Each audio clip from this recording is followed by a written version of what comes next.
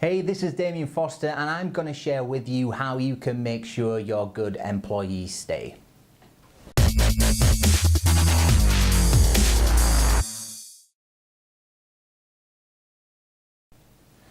Okay, so it's always a shame to see good employees leave the company, and it's important to understand why they're leaving. The impact on a company's effectiveness and performance when a good performer is lost can have lasting problems on the business. You lose the results that they were achieving, and it takes time to recruit and train a replacement and get them to the level of the leaver. As always, prevention is better than the cure. We need to stop the good ones leaving in the first place. So what do we need to do? Well, first and foremost, we need to recognise contribution and reward good work, and it's an area that I see that's missed quite a lot. It's forgotten. Often we get used to an employee's good performance and our praise just peters slowly out. Slowly but surely the employee starts to feel undervalued. You still praise the underperformance for a slight improvement, but we forget about the top performers. Now, you've not meant to do this, but you fell into the mistake of getting used to the overachievement and stopped giving recognition. It's important, therefore, that you regularly praise and recognise good performance, regardless of whether it's a one-off performance or whether it's for regular improvement and regular good performance. We all like to feel that we're doing a good job, you know. We all like to see our work recognised by others. We like to get up in front of our team and be praised. Therefore, we need to make sure, you guys need to make sure that you've got a system and a process in place that rewards all good performance, which is consistent and it's regular. Next, we need to make sure that we're developing our employees' skills. Now, investing in our people is a key part of improving our business because it increases our efficiencies, which in turn affects our costs, which in turn provides us with more profit. The more we focus on our employees' development, the more we increase their organisational commitment. No development leads to complacency, boredom and thoughts of finding that missing thing elsewhere. So with all this in mind, every employee should have a clear, detailed development plan. Where do they want to go? How do they see their skills improving? What jobs are they looking for in the future? Having a plan provides the employees with a goal and a clear direction of how to get there. It makes them feel they're moving, they're moving towards something. Next, we need to encourage creativity and ideas, so get the juices flowing, Now, there's no time for negative thinking when you're doing this because your brain power is taken up with being creative. Holding regular brainstorming sessions and encouraging employees to come forward with their ideas is going to move the company forward. You can create a simple suggestion box and ask for feedback, ask for ideas.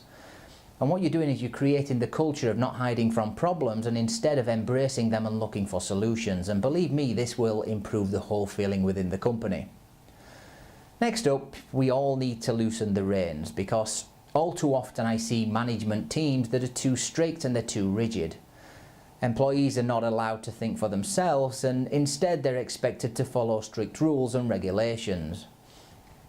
Yes, there are times or some jobs where this is necessary, but there should always be some scope in every job for using your own brain, Ownership and responsibility can be and is a great motivator, so we need to make full use of it.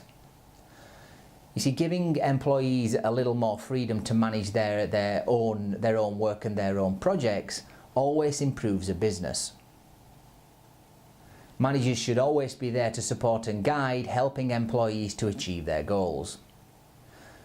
We should also be careful that we're not overworking our staff because overworking employees is a big reason that we get leavers in our businesses, and I've seen this many times. Initially, a team may be excited by the increased workload and the excitement of a new project. They may even thrive on the fact that they're working so hard. But over time, what you start to see is that their energy levels start to drop, which in turn starts to affect performance. It affects the way they're thinking.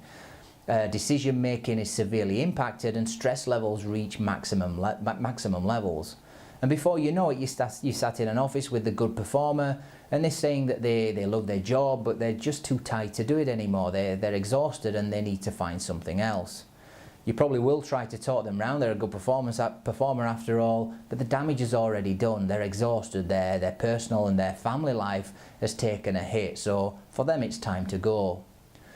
Therefore, it's essential that you monitor the work levels of all of your employees, and you need to be realistic when it comes to daily working times, how often people are working, ensuring that your managers assess the energy levels of your staff regularly. Obviously ensure that employees are taking their holidays, recharge batteries is important. It amazes me when companies don't push that. Next, we need to do what we've promised, because over-promising and not delivering on these promises is a sure road to losing good employees. It's important not to over-promise, so don't get caught up in the excitement at the beginning. Be realistic, be open, be honest, be specific when you're communicating, because misunderstandings also cause huge problems. All you need to do is simply detail your expectations and then be clear about the rewards that an employee can achieve. There should be no, we might do this or we could do this, because this helps nobody. Clarity is the key when it comes to making commitments and promises. So look, let me wrap things up quickly. You spent time and effort recruiting, training and getting good employees to the level that they're at. Therefore, you need to ensure that you're doing everything possible to make sure they stay. I recommend that you take some time with your management team and consider everything that I've said. Where are you falling down? How can you improve? Make this important to everyone right the way through your firm, because prevention is always better than the cure.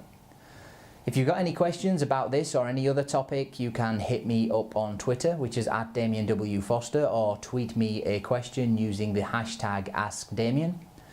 You can also pop over to rainbowelite.com and check out the business level marketing course, which has 12 hours of solid marketing course content. It's right up there at the MBA level. It is perfect for entrepreneurs, people in startup, business professionals, or somebody that's maybe starting off in their career, wanting to take control of their development, wanting to fast track. The link is in the description below. Leave a comment to this video. I'm always interested to hear what you have to say, and please do subscribe. We've also got the podcast, the Rainbow Elite podcast at iTunes. Thank you so much for listening. All the very best, and take care.